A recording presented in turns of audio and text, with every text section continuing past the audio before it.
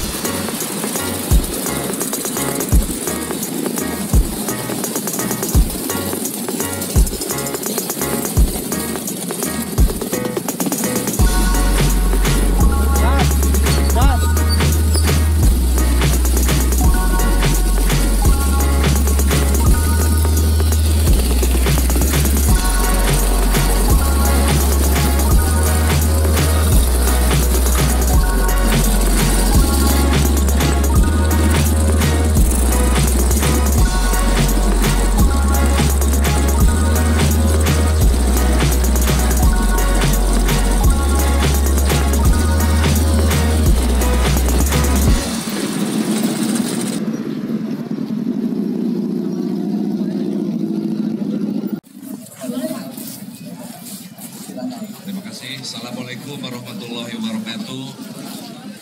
Salam sejahtera bagi kita semua.